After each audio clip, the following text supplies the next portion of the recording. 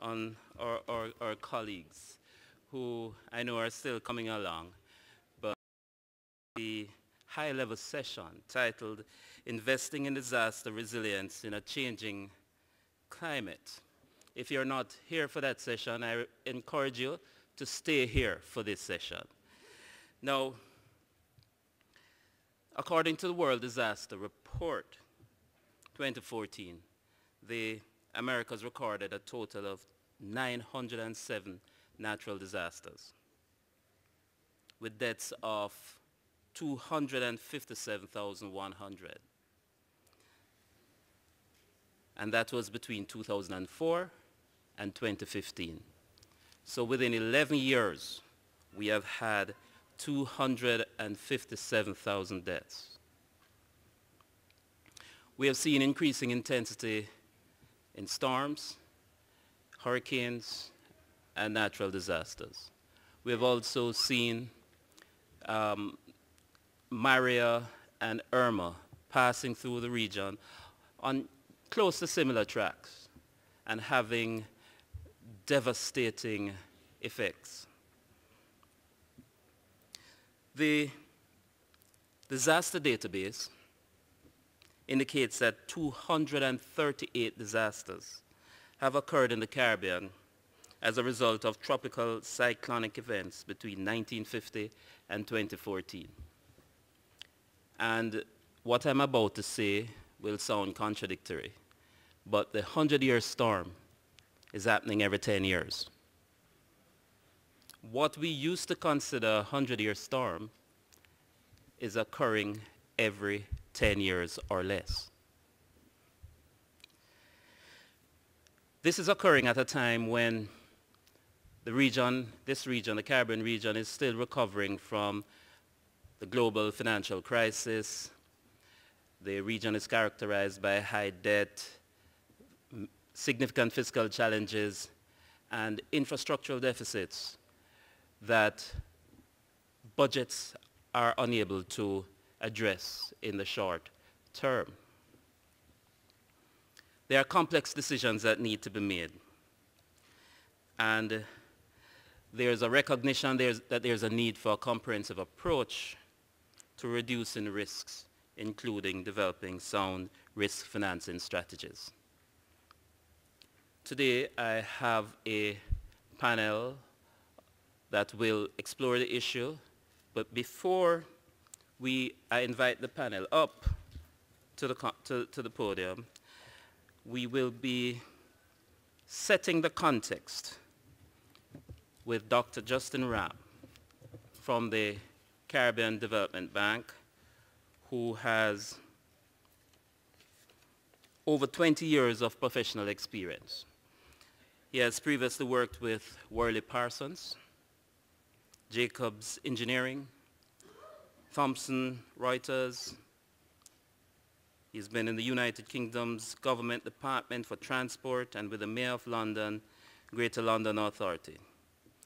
Justin also taught at the London School of Economics and Political Science and was lecturer in the Economics Department at the University of the West Indies.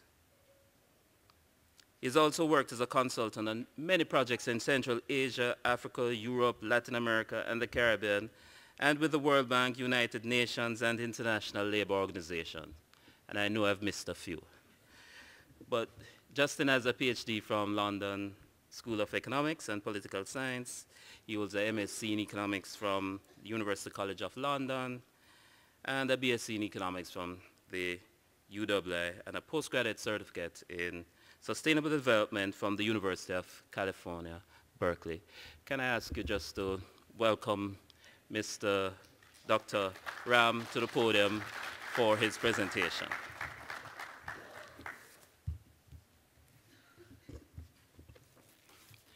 And there are some cards I have, which I shall be using, which say 5 minutes, 30 minutes, 30 seconds. And I'll be using them despite how brief the presentations will be.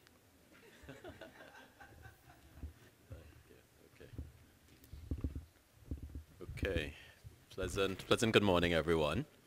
So real pleasure to be here, and I want to thank CDMA and in particular Mr. Ronald Jackson for inviting me and the Caribbean Development Bank to be here. I'm wondering if I can have my presentation queued up. Who's great. Okay. So this morning I've been asked to speak about resilience building. And as you can see there, we've tried to use some images that sort of reflects what we're trying to achieve. But really, I think resilience building is a lot more than just infrastructure and, of course, buildings. So I'm going this morning to walk you through why are we actually vulnerable here in the Caribbean, and what are the actual regional challenges that we face that actually make us vulnerable in the Caribbean. I will spend a bit of time discussing the cost of the natural disasters, and I know that Devon has hinted at some of those costs already. And then I will ask you now to think about stepping back in order to consider how we build a more resilient economies and societies. And then this last point on the agenda is, I guess, my bee in the bonnet recently, where I don't really just want to be talking about plans, but really focusing on how we get things implemented. I think it's time for us in the Caribbean to move beyond the plans and the rhetoric, and it's really all about implementation. And I have there NWW, which is really a new way of working. So what are the regional challenges that we face here in the Caribbean? I've tried to put these into 4 categories. Macroeconomic. We are plagued by low growth, so our economies are not growing. Why is that a problem? Because if you have insufficient growth and you're having population increases, then per capita incomes are likely to fall, meaning that more and more individuals are likely to stay in poverty, or more are actually to fall into poverty. And there are limited trade markets. And this is a point I will touch on later on in the presentation. We still seem to be focused on traditional trading partners. And I really want to open your minds to the thought that we need to look for new trading partners around the world, certainly based on population dynamics. On low productivity and competitiveness, well, we have large infrastructure gaps. A report that we did back in 2014 at the CDB indicated that in water, transport, and electricity in the Caribbean alone, we have about a $20 billion gap in infrastructure. How are we going to finance that? And so it means that we have to think about how we make our economies more competitive. Right now, we're just not productive and not competitive enough. And this all is a plague on our overall level of vulnerability. And one point I just want to share with you from that quadrant is that our populations are actually in decline. While in a lot of places in the world, a lot of regions, populations are increasing, our populations are in decline, and I'll show you some statistics on that.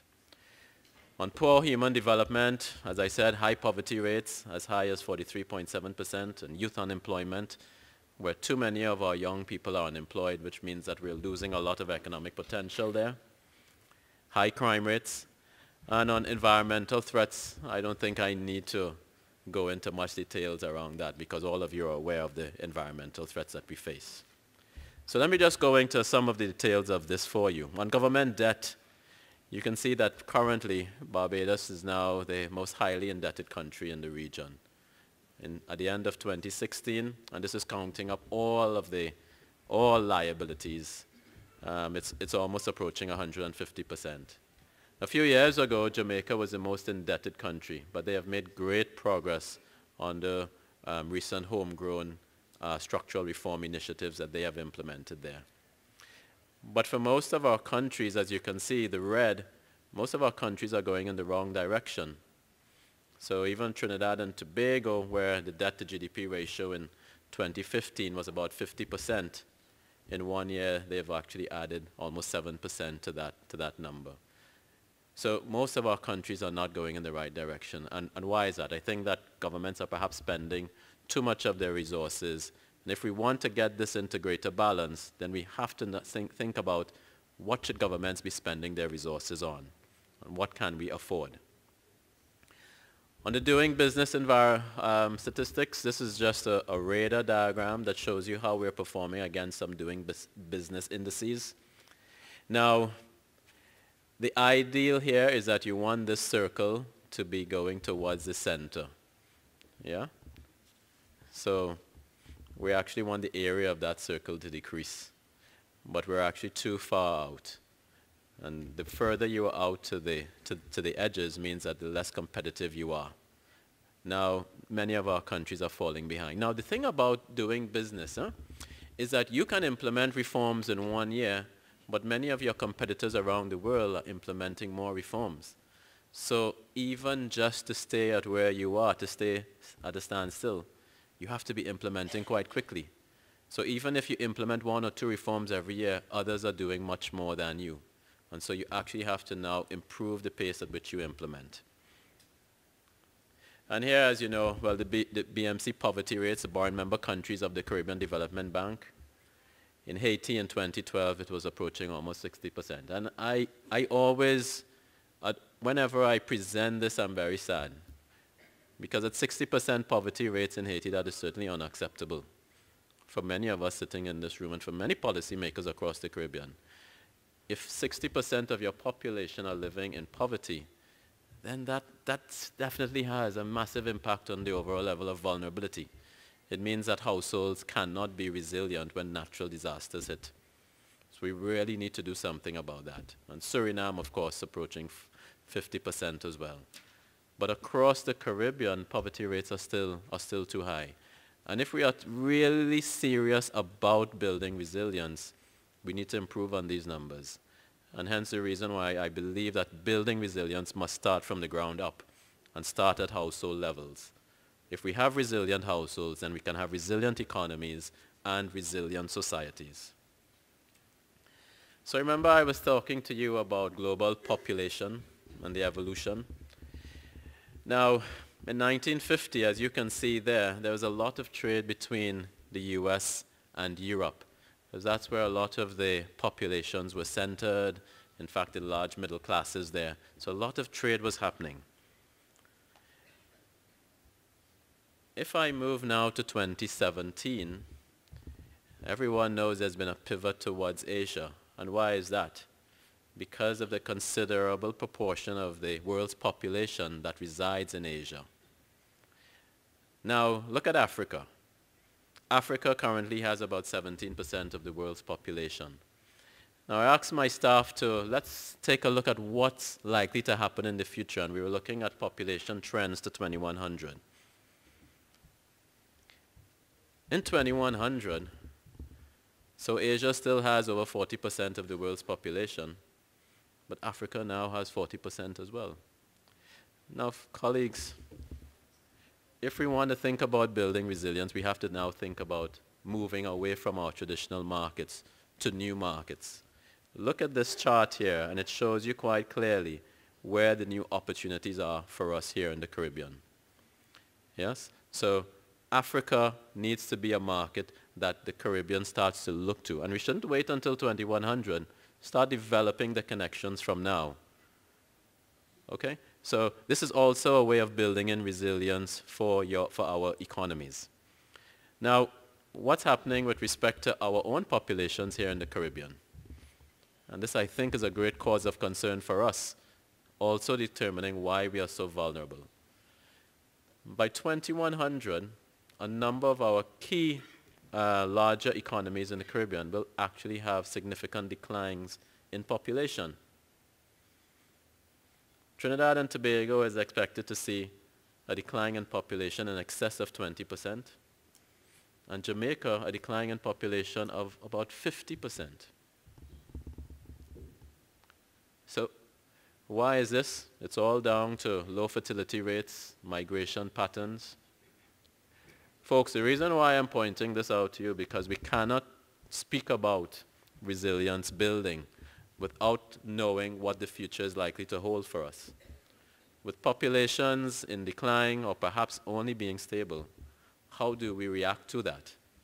Now remember that if populations are in decline and governments are thinking about spending a lot of money on social services, and perhaps a lot of this population in 2100 will be made up significantly of retirees, so the dependency rate is going to be high. So what's going to happen to our budgets? So the reason I'm painting this picture for you so that you understand fully why we have to have a shift in our paradigm when we think about resilience building. So that just gives you a flavor, and I've just touched on a few of the areas for you to have some concerns and to understand why we are so vulnerable in the Caribbean. But let's look at some of the costs of natural disasters, and which of course Mr. Rowe pointed out earlier. We've done some estimates, and between 1950 and 2014, disasters in the Caribbean cost us about $52 billion. That's a lot of money spent that could have gone towards healthcare, towards education. Now I work at the development bank, and I know how painful it is when a disaster hits. Sometimes countries are still paying for infrastructure that they built 10 years ago. A disaster happens, wipes out that infrastructure, and now they have to take a new loan on top of that to repay. So they're paying for that infrastructure twice. Now, of course, it means that maybe we have to start building to higher codes to ensure that when disasters strike now in the future, that those new infrastructures are not washed away as easily.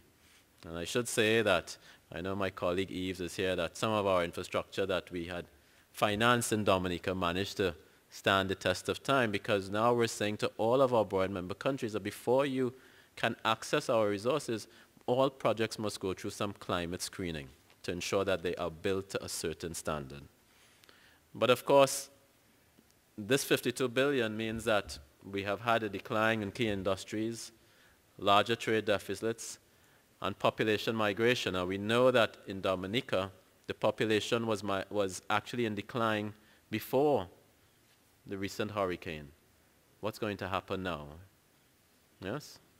Now, as populations become smaller and smaller, it becomes so much more difficult to build in resilience.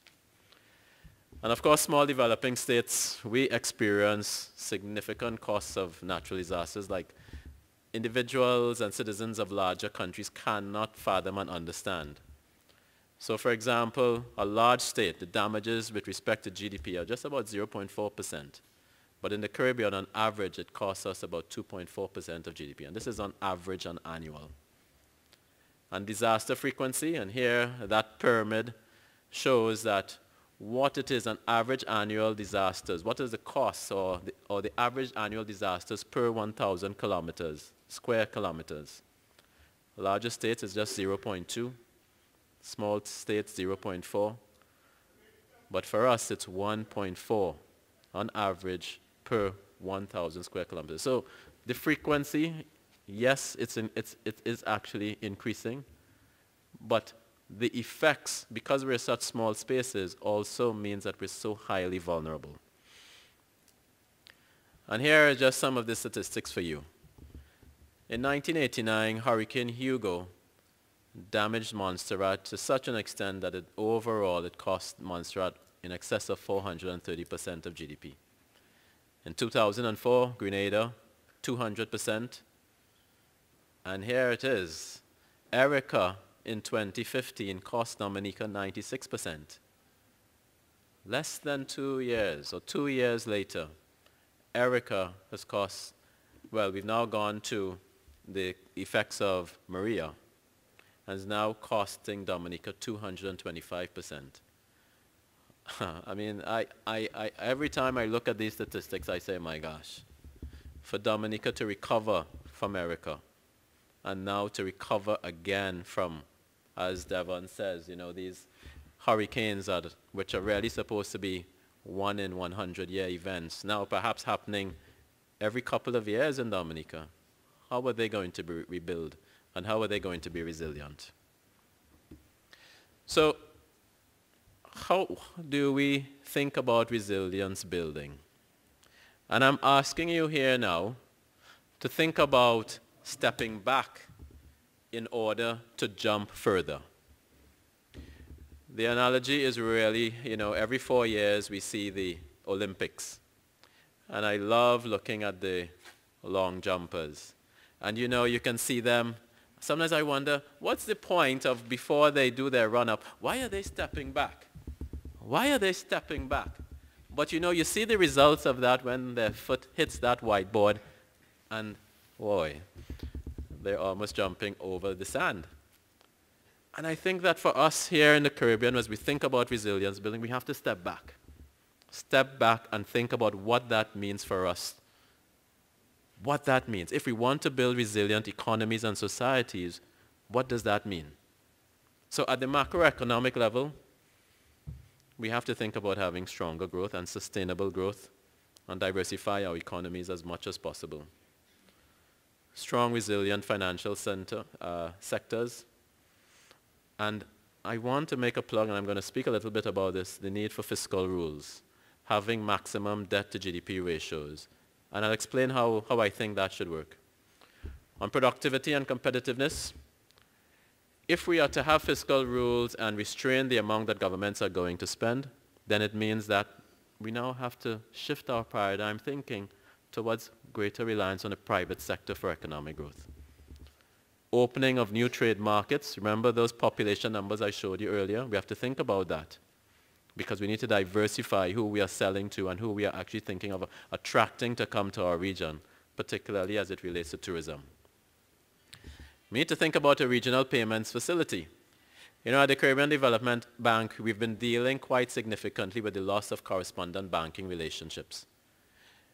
Now, y'all in this room, many of you from the Caribbean, many of you not from the Caribbean, why is it that a trade that happens between, let's say, Barbados and St. Vincent, why does that transaction have to go through international markets? There's absolutely no need for that. And I think right now in the Caribbean, I'm seeing some young entrepreneurs who are developing electronic payment systems that will actually allow us to do that. But you know what? They need the support of us. They need the support of our regulatory environment to develop that. And so I'm saying that that's also a way that we can build resilience. And of course, we still need first-class and cost-effective infrastructure. On human development, again, all of this is linked because if I'm asking for governments to now restrain what they spend on, then it means that what they spend on must be targeted. So no longer can governments spend on social services that are just blanketed, meaning that we have people in the top quintile or even decile of incomes still benefiting from social expenditure from governments. That's really inefficient. We need to now have data, and we should know who are the households who are living in poverty, and that is where government expenditure should be targeted. In that way, we save on resources, but we ensure that those individuals and households who need the help the most actually receive that assistance. Workforce skills and training, how is it that we can actually get good quality of education for all? If we want to build resilience at a household level, then we have to ensure that every individual in our society has good access to good quality education. How can we do that? I think we can use the technology. If there's a good physics teacher in Jamaica, why can't I ensure that a young woman or a young girl or a young boy in, let's say, even in Trinidad, has access to that type of teaching via the use of technology? The reason I'm saying some of these things is because I want us to start thinking differently. Yes? Conditional cash transfers, I think, should also be considered. And on environmental, I know that my good friend Isaac is here from CRIF, and he will speak a lot about CRIF, but I just want to also make a plug that CRIF continues to need our support. We need to encourage our governments to pay sufficiently to CRIF because it provides a useful liquidity support in the aftermath of a disaster. But more than that, we have to also think about how we ensure that CRIF is securely and well capitalized. Building codes are important, but not only building codes, we have to ensure that there's compliance, environmental tools, climate change adaptation tools. And at the bottom here, I'm saying to you now, we cannot have resilient economies, I mean, we're very small in scale, without having regional integration. Yeah?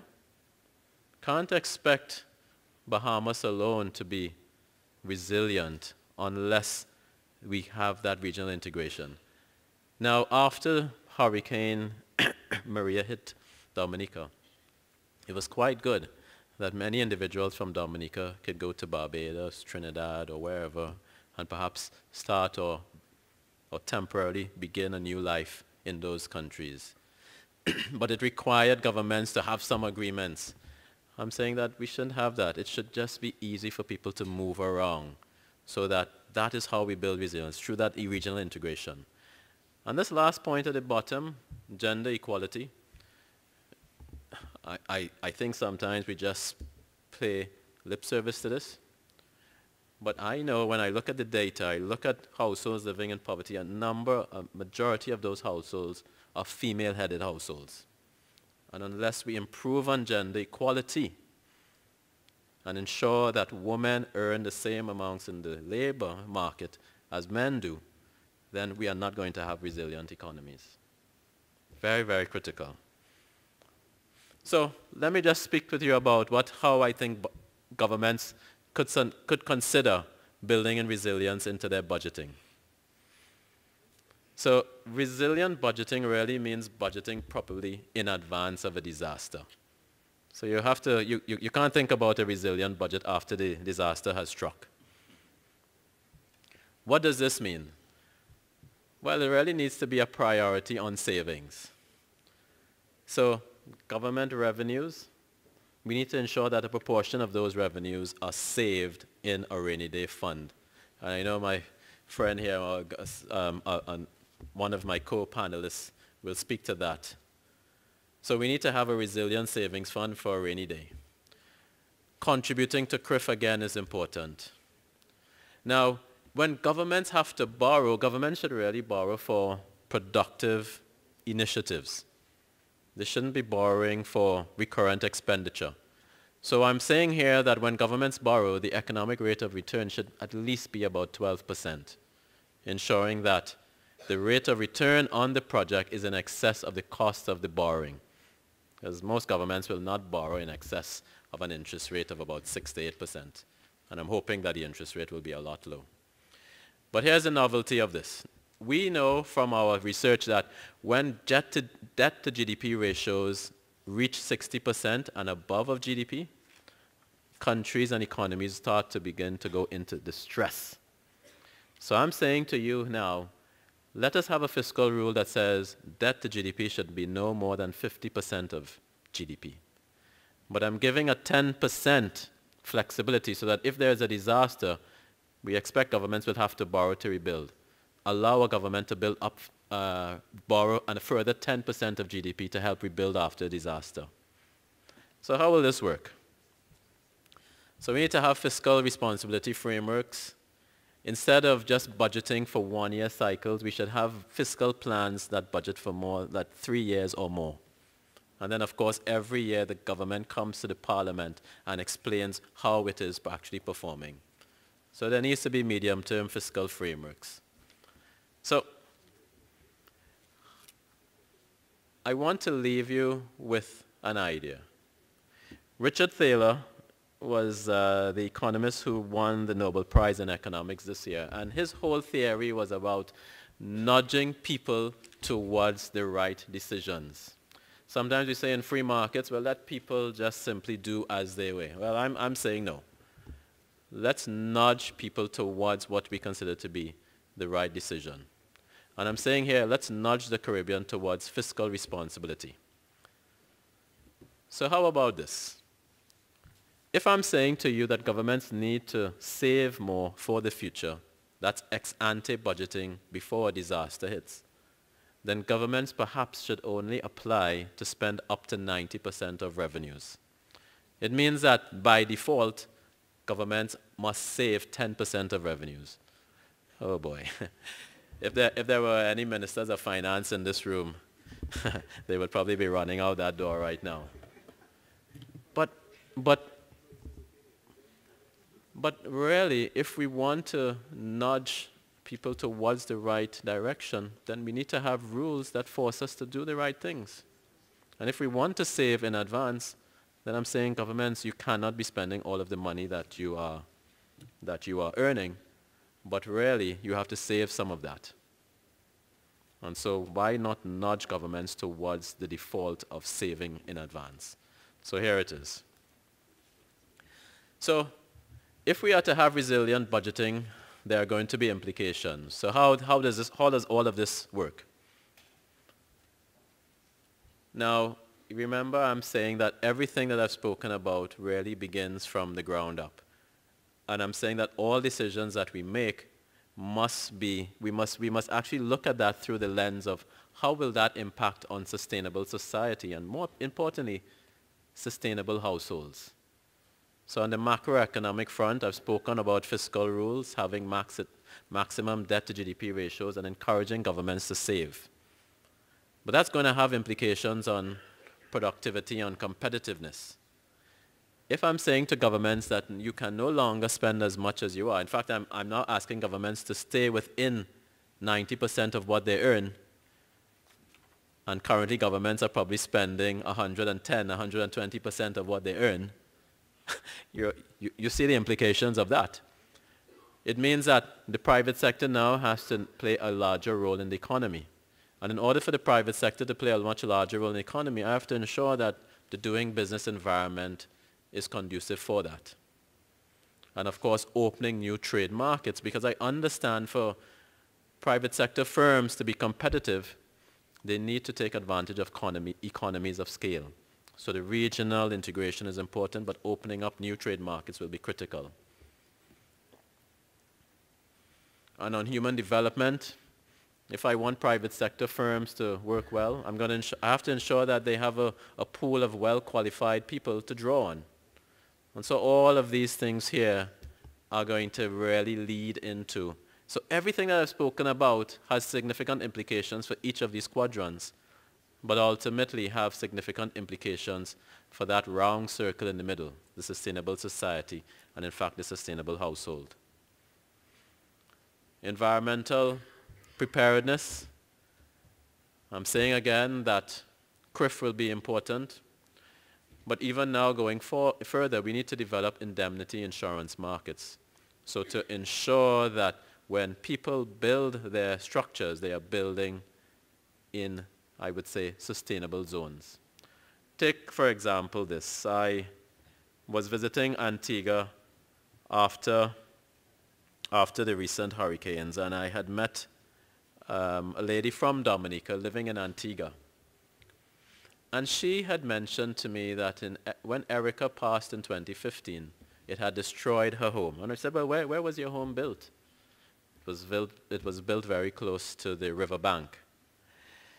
She said she worked very hard the next year, saved, and rebuilt her home, unfortunately in the same place. She showed me photographs of her home after the recent hurricane. It was a two-story structure.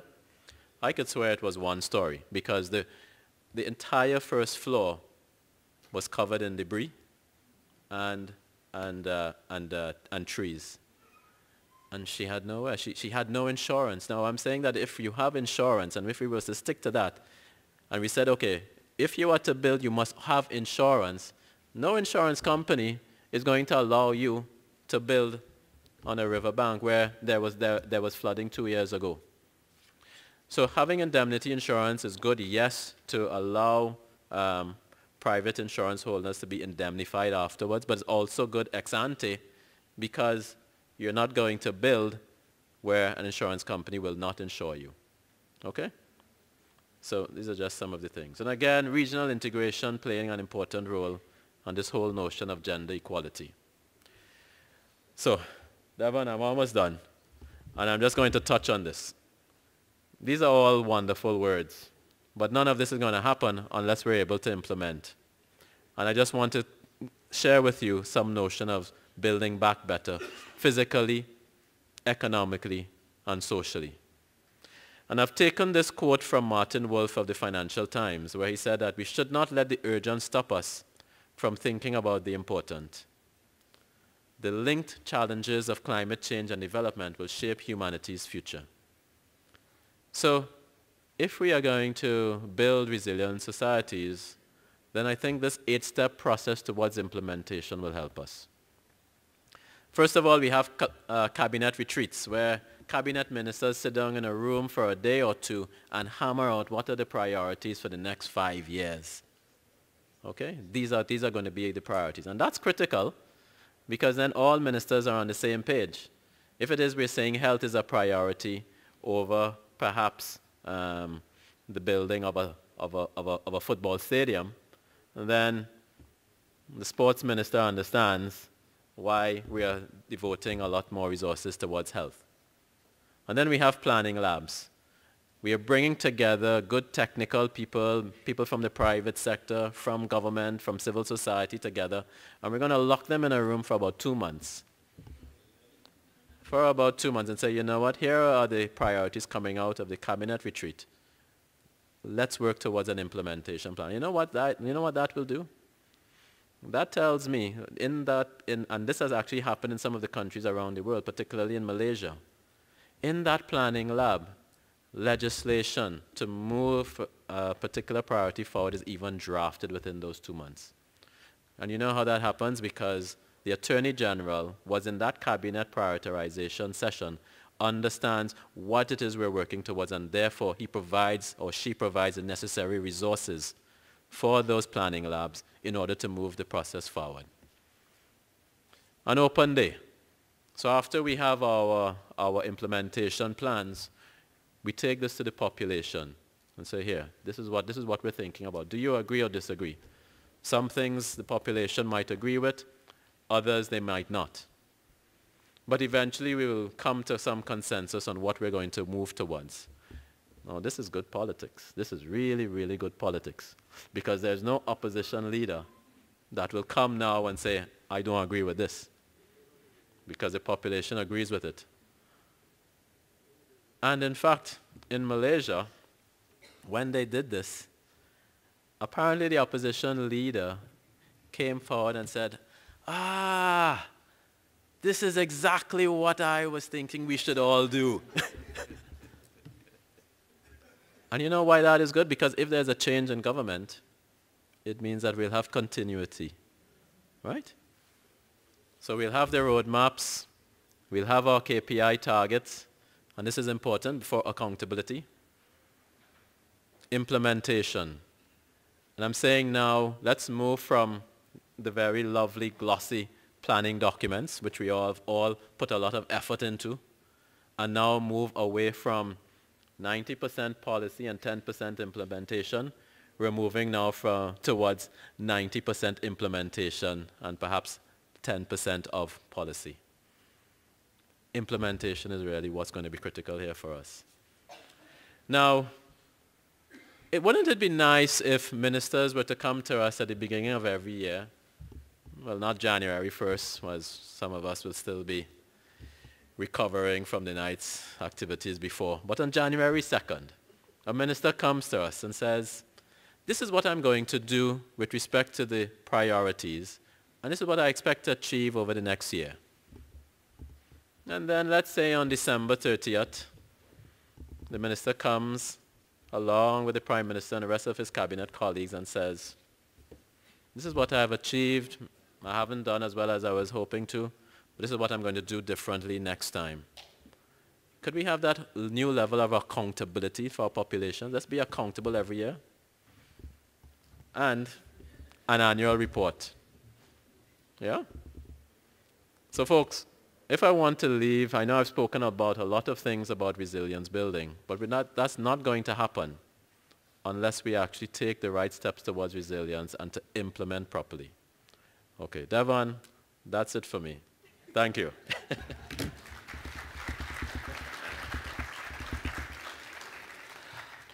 Distinguished ladies and gentlemen, you will understand why I gave him a Jamaican 20 minutes, which was actually 30 minutes, to speak. I want to thank you, Justin, for this very sobering presentation, which sets out our current realities. I want to also thank Justin as well too, because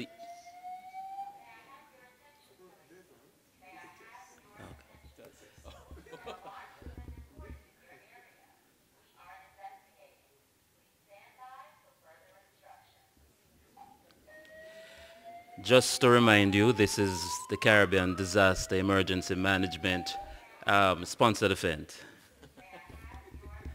So has this been going off during this week? Okay. Not a good thing. So,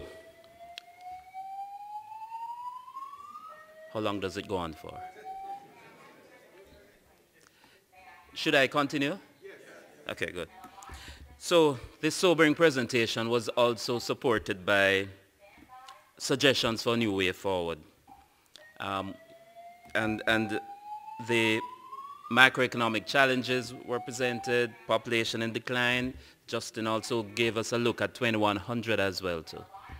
And in looking at 2100, he then positioned us in terms of some things that we need to start looking at, such as our productivity and competitiveness, our human development issues, and environmental preparedness, particularly as it is associated with building codes.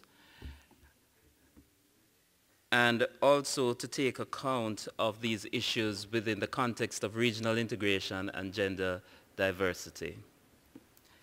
Because he also focused on improved fiscal rules, it speaks to improvement in the public financial management arrangements and its relationship to development, preparedness, and also long-term perspectives. But importantly, he concluded his presentation with implementation, because after all the talk, we must be prepared to walk the talk. And I want to thank you again, Justin, for the presentation, and just ask you to put your hands together for Justin.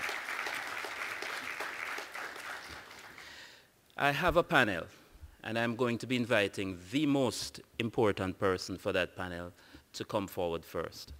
And that most important person is Antoinette Dennis, who is the president of the National Secondary Students Council in Jamaica.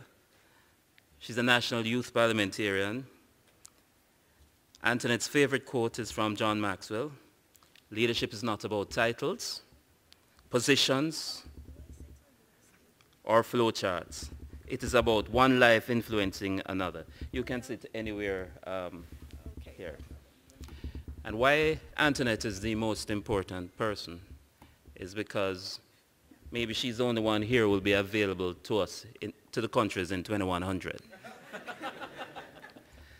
And much of the changes that we intend to make will be addressed or will be intergenerational issues that the youth will have to address. I want to also invite Senator the Honorable Dr. Winston Garraway to come forward. He's from Grenada. He is a minister of religion and a member of the New Testament Church of God. Prayer is required, clearly. Minister, very happy that you're here, bearing in mind your perspectives that you may share on Grenada's challenge since 2004 after Hurricane Ivan. I'll ask Raul Salazar to join us as well too. And Raul is currently the chief of the United Nations Office for Disaster Risk Reduction, Secretariat for the Americas. He's based in Panama. And prior to this position, Mr. Salazar was Deputy Chief of Office in the UNSDR Regional Office. I'm going to also ask John Welch to come forward. And John is a senior partner at Sidel Asset Management in Toronto. He's president and he was formerly president and CEO of UBS Bank Canada. He's had many years of experience in international banking. And He will be speaking about a disaster relief fund, a proposed disaster relief fund. And finally, I want to ask my good friend Isaac Anthony to come forward and join us here. And as you know, Isaac is currently the Chief Executive Officer of the CRIF, and he will offer some information on the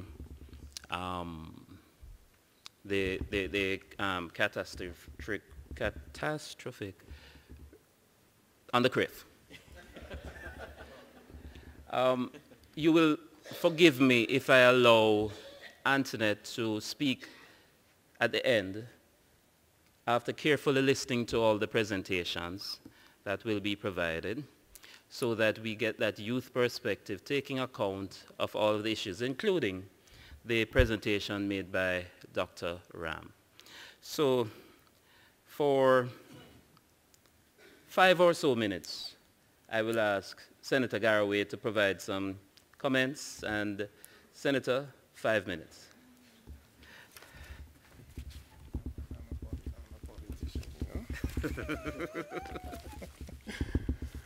Good morning all. And I have 5 minutes, and I will try to utilize probably one more extra minute I might be given. 2004, Grenada was impacted by Hurricane Ivan. And not really being prepared for such an event, the destruction was catastrophic. And coming from that, we had to make decisions as it relates to how we can bounce back better, build back better. And that was the slogan that we worked with.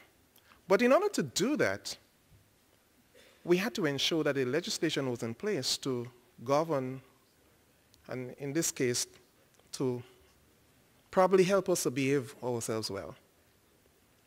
So the first thing, we had to look at our building codes, and though we had some semblance of a building code, I should put, but it was never followed.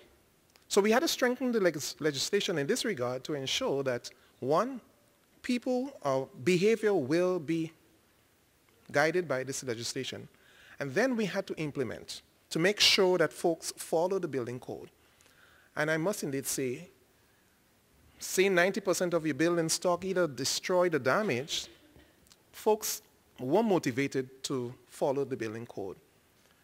Just about a year later, we were impacted with another hurricane, Emily.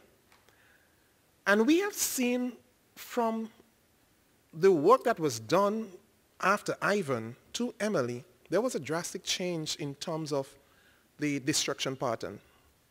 Building that was renovated and erected during that period of time from Ivan withstood the forces of Emily. So right away, we have seen a change in terms of people behavior and our ability to withstand catastrophic events. But moving forward, economically, it wasn't good for this country, for my country. A debt to GDP ratio of just about 108 to 110%, fiscal gap of some $18 million. In 2013, when my government got into office, we decided this part of economic development is not sustainable. We have to change. And we started there, implemented a homegrown structural adjustment program with support from the international community, the IMF and the World Bank and the others. What would have caused my country to get into such a high debt to GDP ratio? I think our presenter captured it well. If you want to live as a family, a luxurious life, and spend more than you're earning, you're obviously going to get into problems. Isn't that so? And as a government, if you're going to do the same thing, you will have the very said problems. That's why we were on this 108 to 110%. we introduced a fiscal responsibility legislation to constrain government to behave itself, to spend what you have. And it's one thing to have a legislation that will guide your behavior. We also went as far as to establish a fiscal responsibility committee and give it parliamentary approval. They will provide their annual report and later the future form of Parliament. So everybody will see if government is following what the law says. Mind you, in politics, I understand that it's, you will have to satisfy the needs of all your people. Not some, but there are times when one group will try to get more than the other and will use basic strategies and tactics to coming close to an election and the likes and so forth.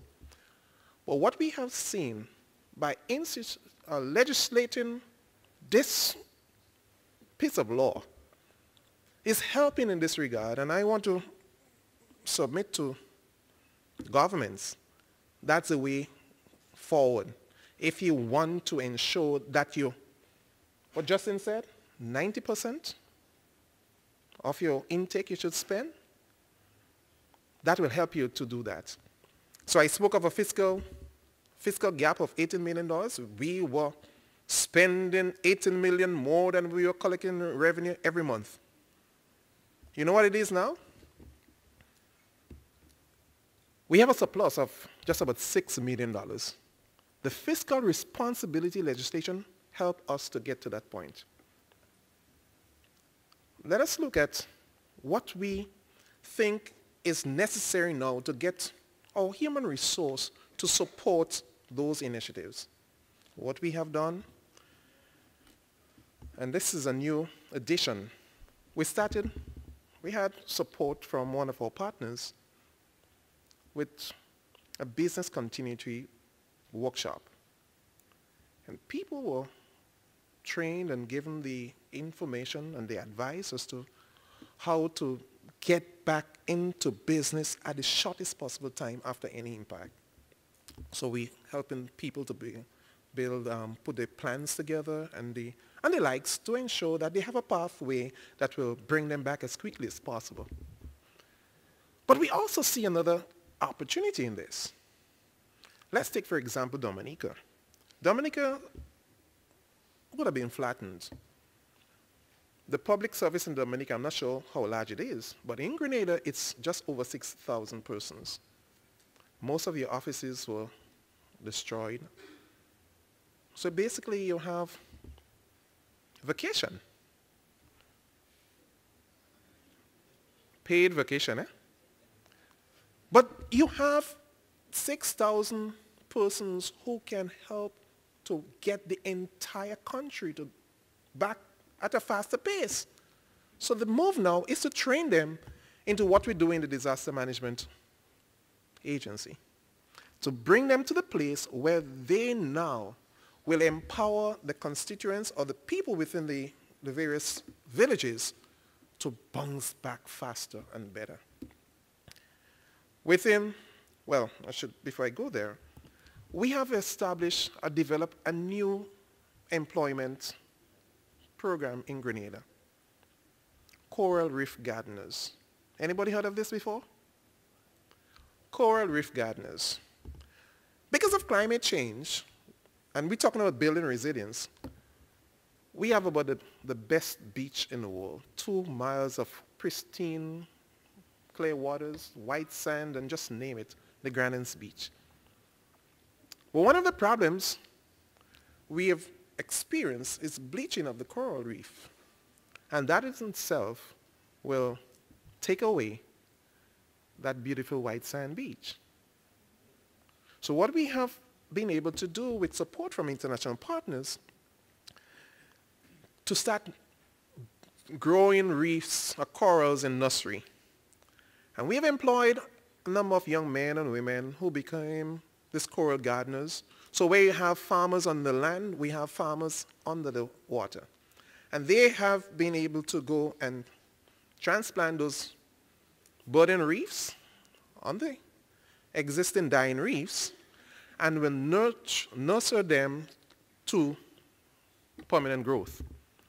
And this, as I've said, coral reef gardening is a new initiative, but it's working because it's now helping to restore my beach. Thank you. It's not copyright, so you can use it.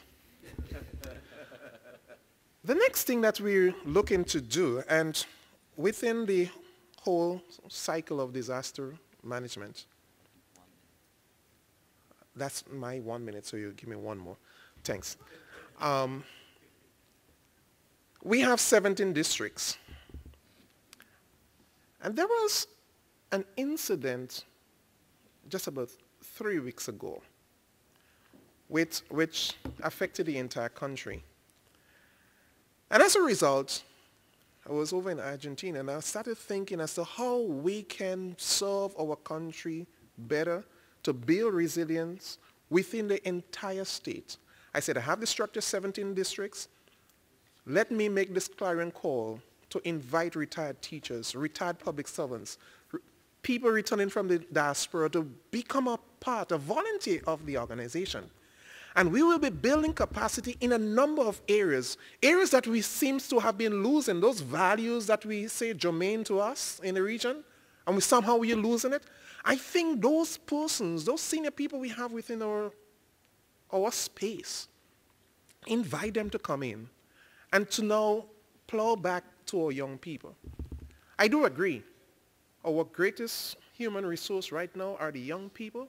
And if we don't do enough to nurture them, to help them to understand the value of, we say resilience, but disaster risk reduction, the value of protecting your space, we can lose it all. And I want to invite us to start looking at, from the whole, that was a distraction, eh? The whole picture is, we as Caribbean nationals have to start looking at protecting what we have. Yes, we understand the increase in an intensity of cyclonic events, but we have to now, as a small, within our own space, let's take it small, our own space, as we work together, we can do much more. And I'll end because on this note, a term was given to me yesterday, and I said, I'm going to use it. It becomes mine by adoption. Young, Black, and Caribbean. It's bigger than just young and Black. You see, Caribbean is important. And if we start thinking now as a Caribbean collective, Caribbean people as one, we can achieve much more than we have in the last 50 years. Thank you very much.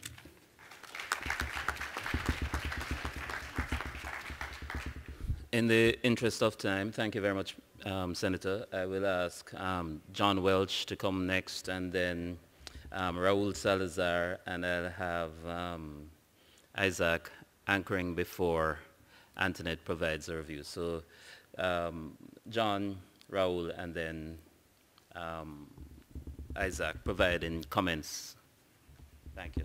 And they will be providing brief commentary. Thank you very much. Just by a brief introduction, those of you from Barbados might be familiar with our sister company, Sidell Bank and Trust of Barbados, which is the largest bank and trust company in Barbados. I'm obviously from Toronto. I'm a partner with Sidell. Our group of companies, we're a Schedule B bank in Canada and a trust company that operates all across the country. We currently have about 13 billion of assets under management. So why am I here today? Your original panelist was supposed to be Don Magna, who regrettably took ill. And since our firm was cited in a proposal he made to the Bahamian government, I graciously came to fill a gap, and quite happy to be here. Thank you very much. Don put forward a proposal to the National Emergency Management Agency of the Bahamas to Captain Russell, essentially setting up a relief fund. Perhaps not a new idea, but perhaps in what we've learned today about climatic change and disaster, perhaps an idea that maybe has now traction. Captain Russell, in my discussions with him, was very enthusiastic about it. It was specifically tailored to the Bahamian government.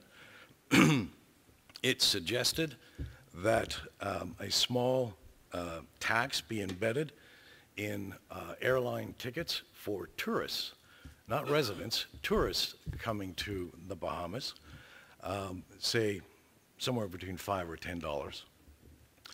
It also, I understand that there are 6 to 7 million tourists visiting the Bahamas yearly, so mathematics suggests that would be $60 to $70 million a year that could be seeded into this fund. Upon discussion with Captain Russell, he suggested I talk to Ronald Jackson of SEDEMA. Mr. Jackson and I had a good discussion. He was familiar with the concept. Apparently it had been raised some years ago, but for whatever circumstances, there was not enough traction to bring it together. Bringing many governments across the Caribbean could be a challenge, so maybe that was the stumbling block. But by doing that, he encouraged us to, encourage Don to come today to speak to you about it. So we are asset managers, so managing a pool of funds is really not too difficult for us. Our clients are sovereign wealth funds, big pension funds from governments, corporations, endowments and foundations, and we have a depth of private clients as well. Some of the feedback that might make this a bit of a challenge is the factor of embedding another tax into airline tickets for tourists coming to your region. And I understand that.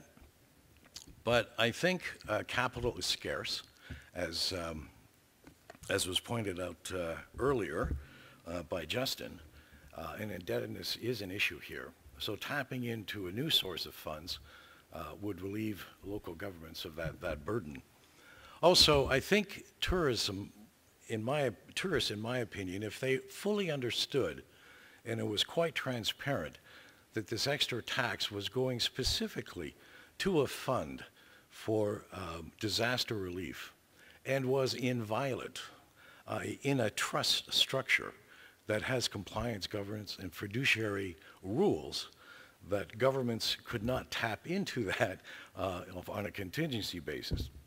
And if positioned correctly, perhaps there would not be a resistance to doing that. In fact, there might even be a potential swell of enthusiasm to see that tourists were contributing to such a fund.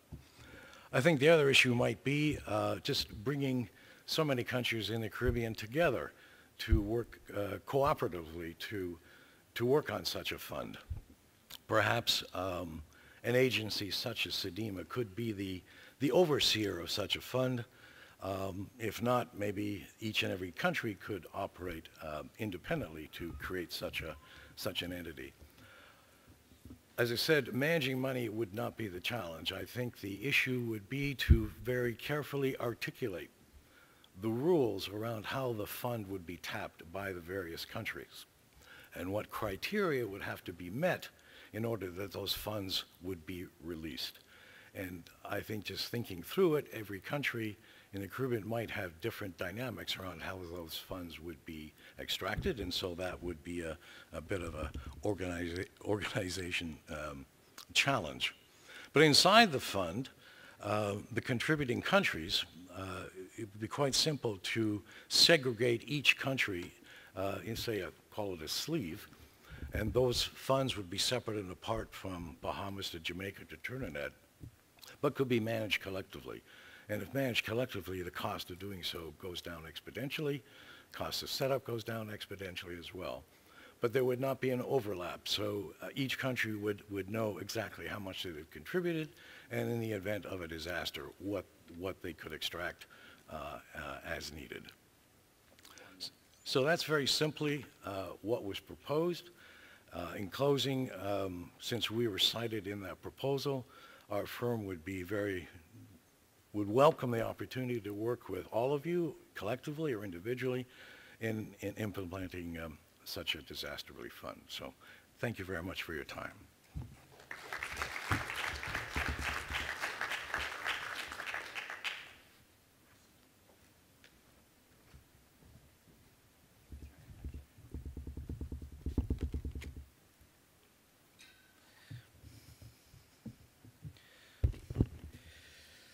Thank you, Chair. Good morning. Good morning to everyone. I'm running this beautiful way of greeting everyone in the mornings. I've been invited here to comment on the presentations that Dustin made this morning, but also put this presentation in the context of a current framework that was adopted in 2015 by the international community, which is called the Sendai Framework for Disaster Risk Reduction, which has 4 priorities, one of them being resilient investment. But the other 2 that are quite related to this is, one is to develop and apply risk knowledge for disaster risk reduction, and the second, to develop the institutional capacity of governance for disaster risk reduction. These 3 are quite related, and I would like to address, because it has a lot of relation what has been presented before. Basically, what the countries discussed when adopted the framework, they were taking stock of a fact, which was that the last 15 years there had been an increase in the economic impact of disasters. Even though there had been important successes in reducing mortality risks the last 15 years, tangible reductions in mortality risk, the economic impact is and has an increasing trend. There are nearly 250 billion to 300 billion a year that have been lost annually, and there is the expectation of the annual average losses reach around 350,000 from here to 2050. There is an opportunity there. These expected losses are 60% still to be built. And that's why the international community said we need to address this immediately.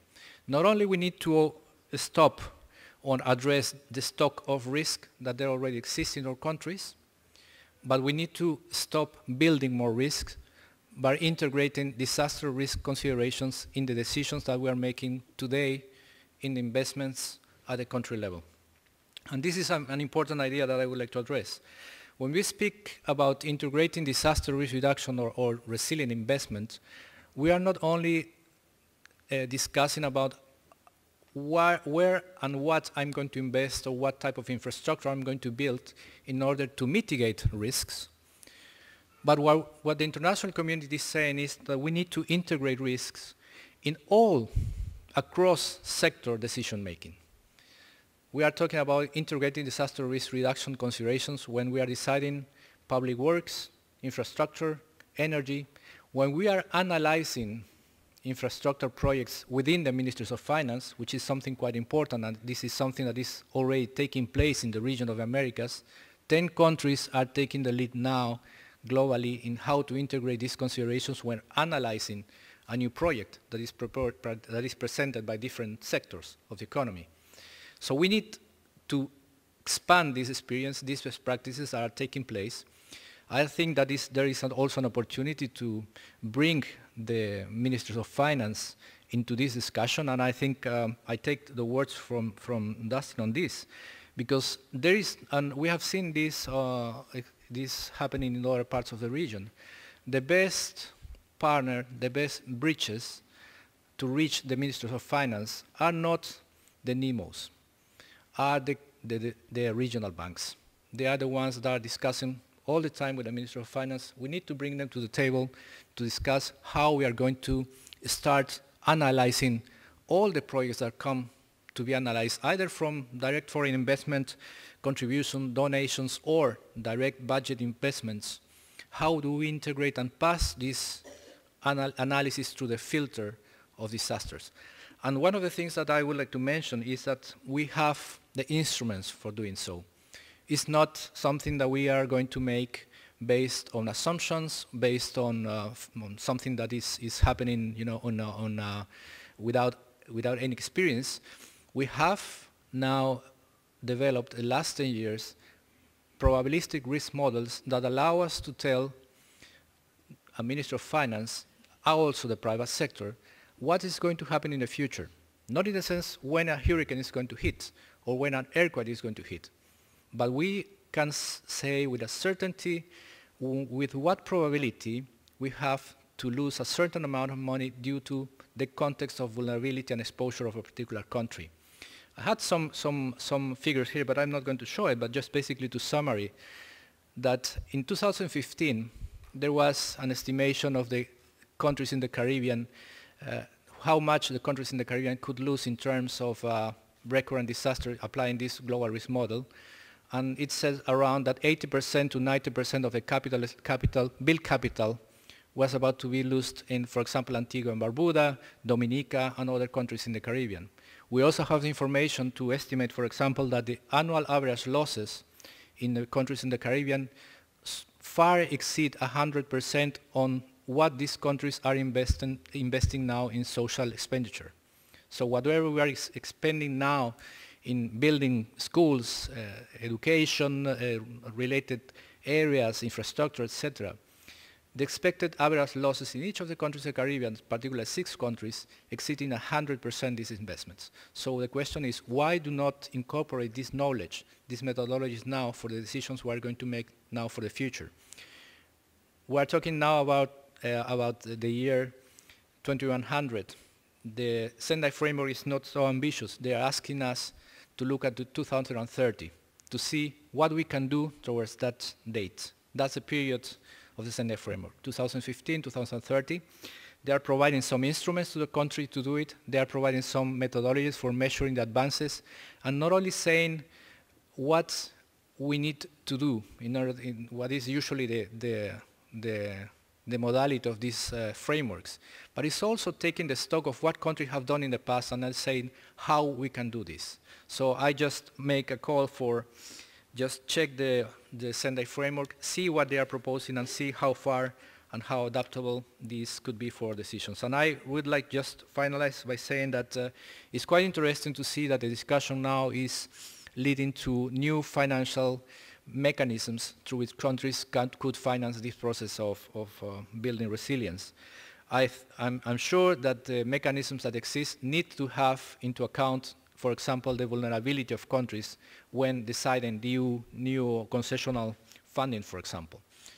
Additional discussions, apart from what Dustin has presented and our colleague also from the private sector presented, ECLAC recently presented 2 weeks ago in a donor meeting a possibility called Debt for Climate Change Adaptation Swap, which is proposing basically debt swaps, but with the intervention of a Green Climate Fund, which is something quite interesting. It's going to be discussed, I understand, with the Caribbean Development Bank, the Inter-American Development Bank, and other partners. So there are opportunities to build this resilience, and I think that is a good moment for starting reflecting on what I started at the beginning, how we are going to cross-sector integrate disaster risk reduction in all the decisions that we're making on disaster, in investment for the future. So thank you very much, sir.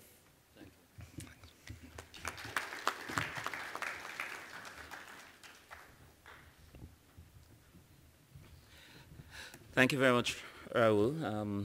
Just to indicate to the audience that John may be leaving us a little early because he has to catch a flight. And also to request of you an additional 10 minutes of your break time, because we did start a little late, to ensure that we capture the the full quality of these presentations that we are having here today. And so therefore I'm going to ask Isaac from the CRIF to come forward and to provide his comments.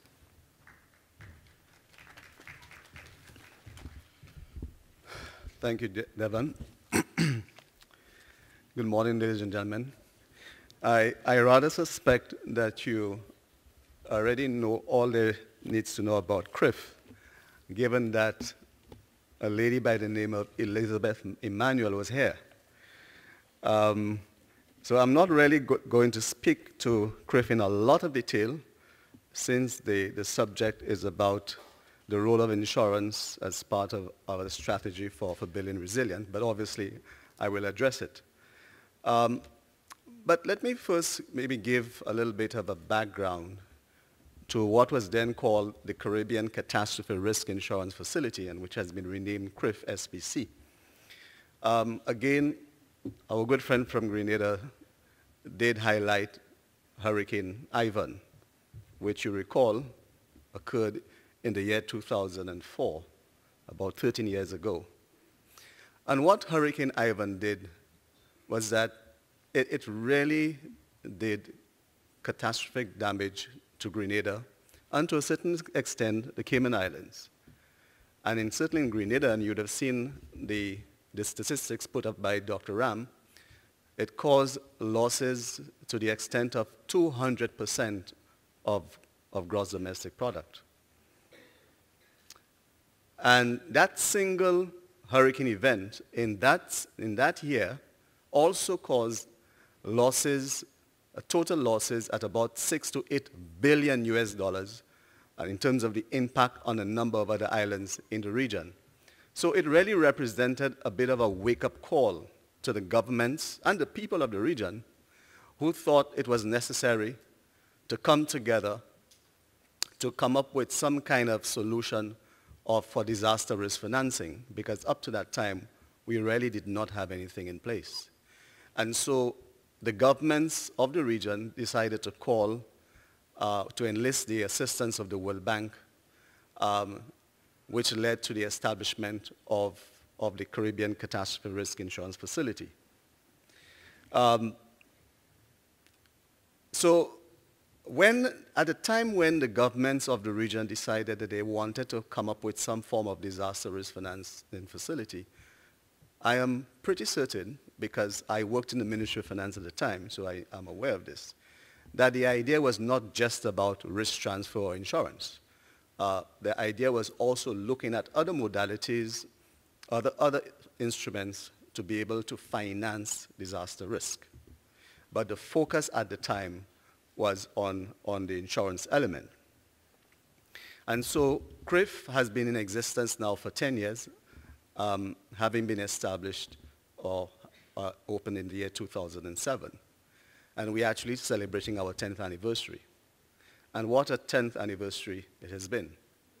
In our 10th year, I mean, we've made record payments, largely because of Hurricane Irma and Maria. Prior to those two hurricanes, our total payouts stood at $69 million. And we're talking about US dollars here. And since that time, after this event, it has actually grown to 130 million, which also includes the more recent payout made to the government of Trinidad and Tobago because of a very big rainfall event which occurred in October, that is after Irma and Maria. So what those events did for CRIF is that it really helped people to understand what CRIF is about, the role that CRIF plays in disaster risk financing. Because even up to that time, there was a lot of suspicion. A lot of people doubted whether this was fit for purpose. And I think now people are a lot more convinced that it plays a very important role, notwithstanding maybe some of the concern regarding the amount of the payout, which I will address in a bit. But one of the things that I really want to underscore is the importance of disaster risk in fiscal policy. So in other words, when you're managing your fiscal affairs, it is absolutely important that the whole question of risk and the vulnerability to disasters be integrated into policy and decision making. This is still not an issue that is being given adequate consideration, but I am beginning, and certainly we're beginning to see evidence that governments are taking this matter very seriously. The reality is that, as Dr. Ram indicated, we have spent a considerable amount of financial resources, borrowed funds to help finance disasters. And the truth about it, notwithstanding some of what he said about fiscal rules and so on, which I agree with, it is unless, of course, we can find more innovative ways of financing disasters, the easiest thing for governments to do is to be able to borrow. And I continue to make the point that is actually one of the reasons why we have found ourselves in this high level of debt within the region. So clearly this is an issue that we have to address. So when we talk about disaster risk as well, it is really important that we understand that we cannot retain all of the risk. In other words, it is not sufficient for countries to say, oh, it's simply a matter of setting up a fund. The question is, how are you going to fund this? How are you going to put resources in there? It has to come from somewhere. And I'm not necessarily suggesting that there's no need for a disaster fund, but we need to think about the opportunity costs of these things and how are they going to be financed, which is very important. I see that as just one of the instruments. One of the aspects of disaster risk financing that has not been adequately addressed is transferring risk. So in other words, you retain some of the risk, but you need to transfer some of that. There was actually an attempt some years ago, and I think that insurance facility is still in effect. It's called WinCrop, which was an insurance fund established largely for the banana industry in the Windward Islands. And every time there's a major disaster, the fund almost goes broke because there's no risk transfer. In other words, a lot of it risk is not being transferred to the reinsurance markets. So typically, when there's a major disaster, payouts are made to the farmers. There's no more fund, and what happens? Typically, WinCrop calls on the governments, put additional resources. Clearly, that can't work. So if you don't have a well-functioning risk transfer mechanism, it is simply not going to work. So I really want to underscore the importance of disaster risk in fiscal policy management, and very importantly, the role of insurance in helping to manage some of those risks. In terms of the CRIF and the payouts that we've been making,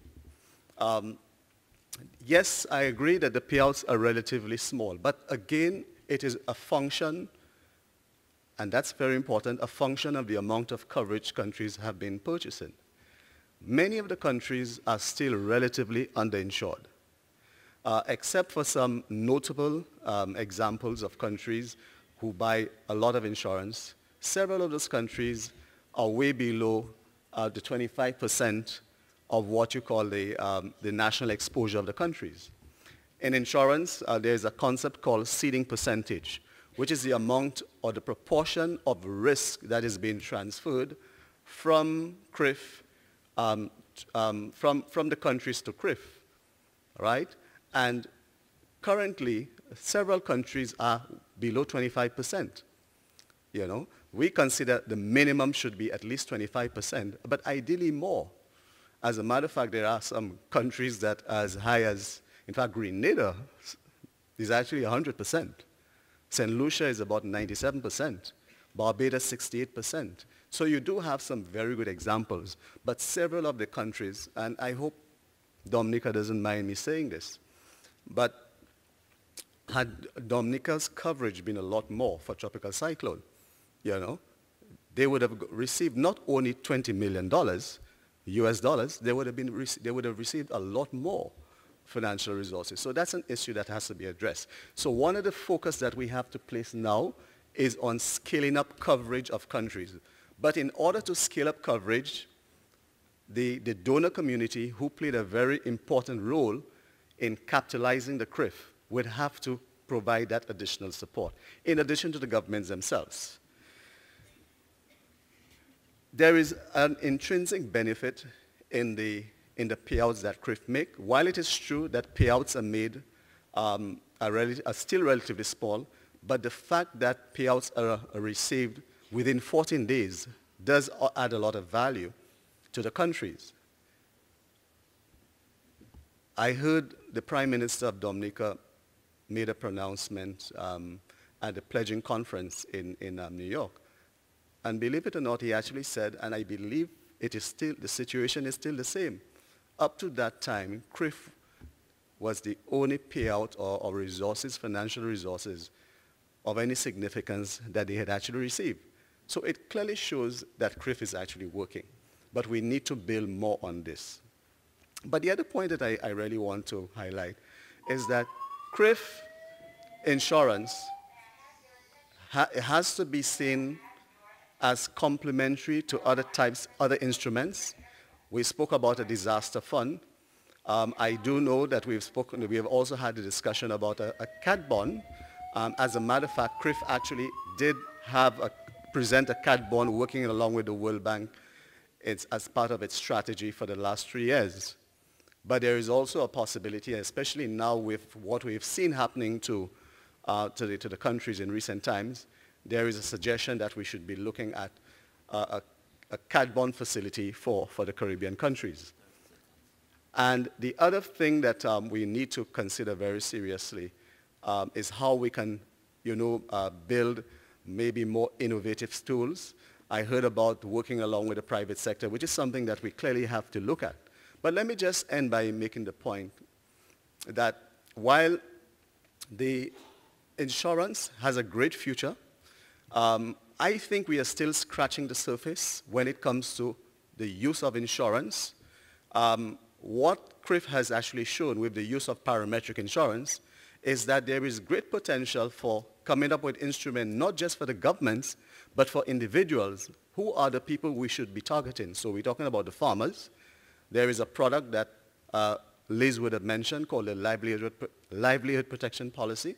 There's also one product that is being developed for the fisher folk in the region, And also we are looking to develop an index-based agricultural product. And all of these things, products do have the potential to help those vulnerable groups manage the insurance. But let me also just make the last point that CRIF is really not a silver bullet, right? It is never intended to be a full solution to disaster risk, but it plays a very important part in helping countries to manage risk. And so on that point, I thank you for listening.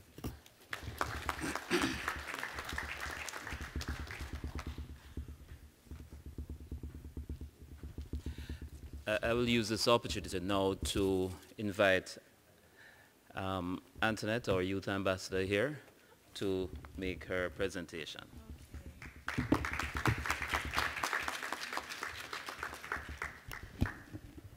Good morning, everyone. I'm not pleased at all. Good morning, everyone. All right, that sounds a bit better.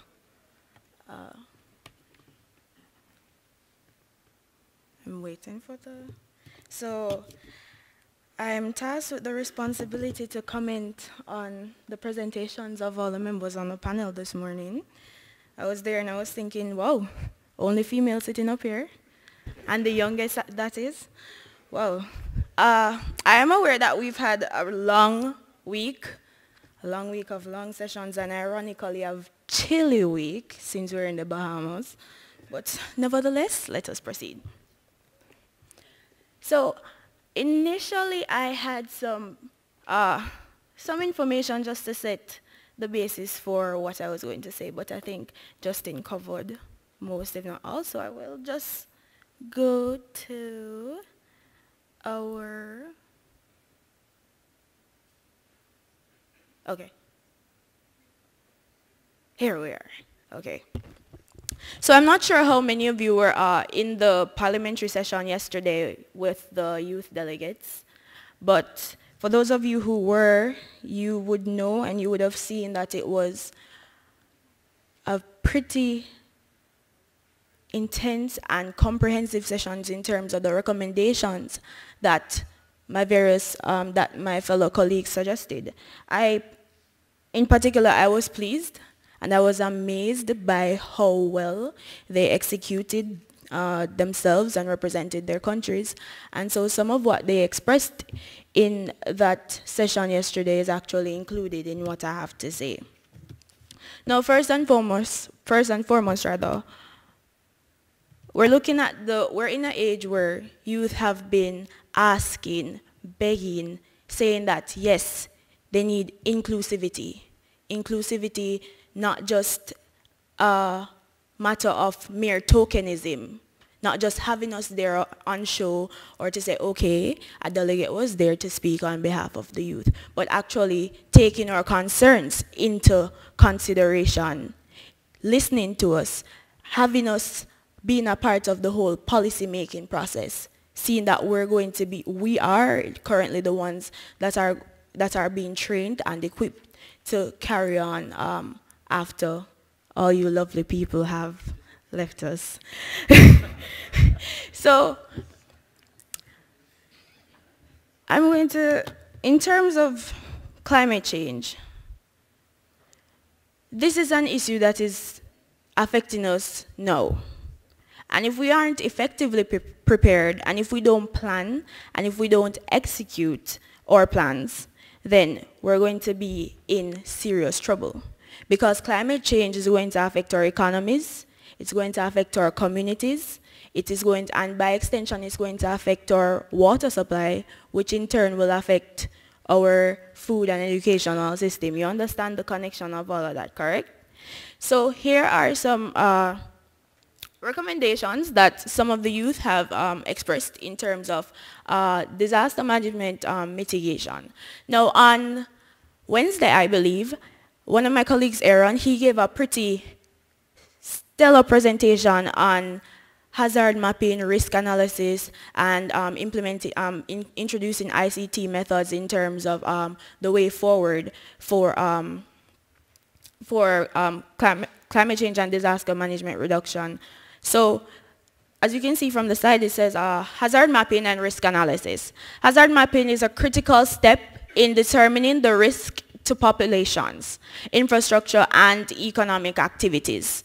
Risk analysis information can be used in development control to guide investments from high-risk areas or to indicate the kinds of mitigative measures necessary to reduce potential losses. A clear delineation of the hazards and their distribution in the Caribbean does not exist, although some individual countries, such as Jamaica, have undertaken such mapping. Risk analysis is also necessary for planning disaster response scenarios.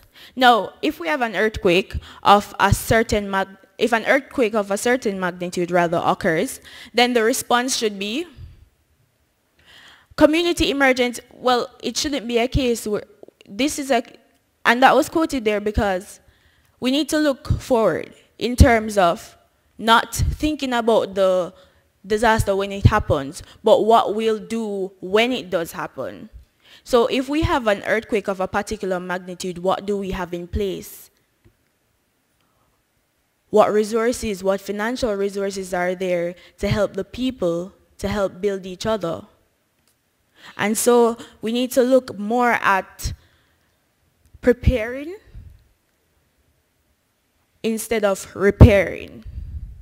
And so the second point is incentives for incorporating mitigation practices.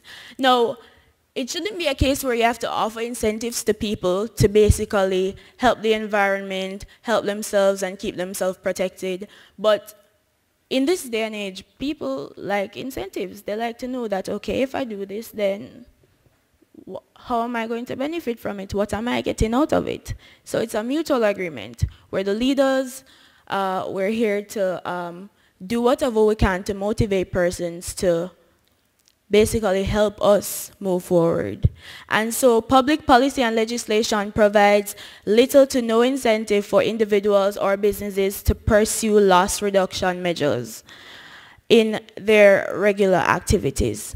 two possible programs that have been proposed for consideration is differential property tax, and this is where individual homeowners and businesses utilizing recommended building codes in the construction of their properties should be allowed property tax discounts where the development is taking place in a designated high-risk area. The necessary mitigative strategies consistent with the level of risk must be incorporated in the business plan. Thus, this might include hazard-proof areas within the building, evacuation measures, and disaster response mechanisms on site. And this was this particular recommendation actually came from another delegate, O'Shane Deacon. He's from Jamaica. He's actually an aspiring building code engineer. Yes, Ashane, thank you. And so we move on to variable insurance premiums. And our previous presenter spoke about CRIF and what CRIF is doing in terms of helping our Caribbean countries in terms of insurance. But personally, I do support the insurance mechanisms that CRIF has in place, but I think it's essential for countries to also set aside their own national relief fund. That's something that is essential. So you are contributing to the Caribbean investment, the Caribbean insurance, but at the same time, when you're planning the budget for the year for your country, it's essential to look and say, okay, this is what we're going to put aside at this level, at our national level, to secure and to ensure that there's some form of safeguard for our people and for our country. Okay, no problem. And institutionalized disaster training and research. Basically, this is supposed to cover, this is basically supposed to educate people at the grassroots level, children, primary, secondary, and tertiary level as to what it is that they're supposed to be doing, how they're supposed to prepare for things, etc. Now, as I said before, we're now, with climate change, we're forced to focus on prevention than to focus on repairing. And I mentioned investing in national disaster relief funds, and you can use the British Virgin Islands for an example of a country that has actually embarked on such. And to improve education at different levels, awareness, human resources, and so basically the punchline of all of this, and never forget to include the SDGs. We have, and I specifically placed SDG goal 13 and 17, climate action and partnership for the goals. But when we speak about partnership, please remember to partner with the youth. Include us. Let us be a part of the plans that will be made. Let us be a part of executing. And I speak for myself and my fellow delegates when I say that we are ready to take on the task at hand, ready to help. And so in closing, I will leave this. We are all familiar with the popular sentiment that the youth are the future torchbearers of society.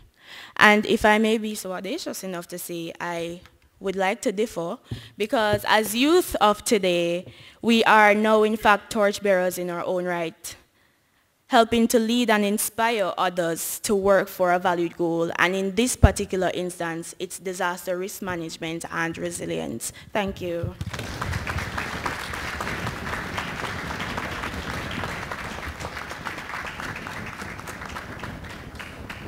Thank you very much, Antoinette Dennis. I know John has to leave, but he's kindly consented to stay one more minute, just in the event that there are any burning questions for John on the fund that was proposed. Yes, sir.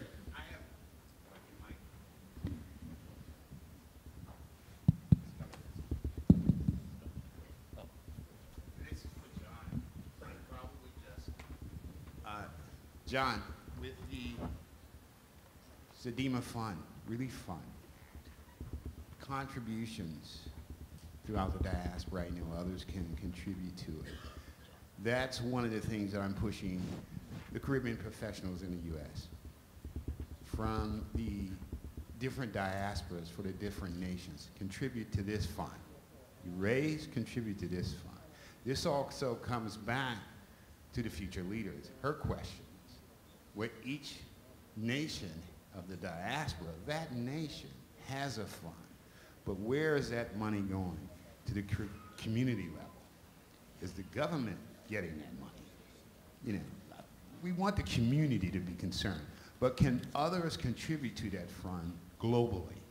And that's the key. Can anyone just put money into the fund? This is on, right? Okay.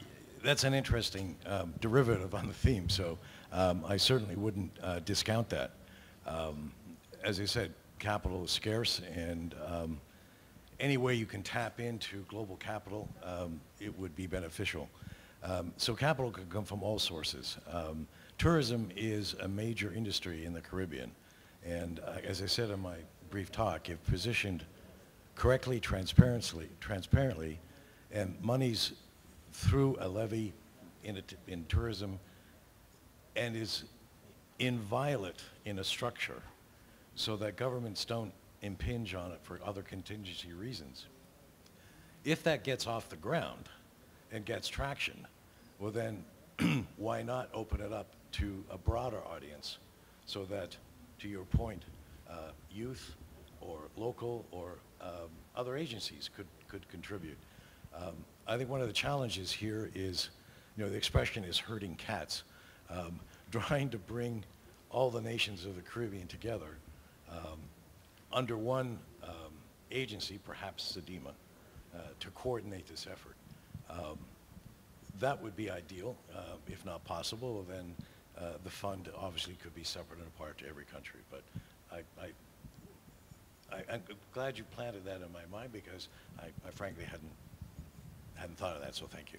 Well, even from a Caribbean standpoint, throughout the diaspora, the sixth region, you know, this is something, even as I said, you know, SEDIMA and the Caribbean nation, they're the model for others. And what I'm expressing to you, to the African Union, the same. The 5 regions come together. And that investment back to Justin, to Africa, investing, getting partnerships in the Caribbean and Africa, because you see that growth. And where are the youth leaving the Caribbean? Where are they going to work? Do you see a lot of youth in that population that's leaving the Caribbean, going to global positions and Sure. bringing that money back to the Caribbean? I mean, that's a thought, because I've taken my 4 steps back and leaped to 2050. Thank you very much. Are there any other questions? A question from Mr. Jackson? Before going into a question, I really want to commend the panelists. I think it was a fantastic panel with an array of approaches. To the learned and distinguished gentlemen, I'm going to say that even though you tried to overshadow and intimidate the youth, if you really listen to what she was presenting, I think she also touched on some tremendously important aspects, which I think is still left treated with. In her presentation, she talked about, and if you read her text as well, some of the underlying drivers and the importance of investment in those particular areas.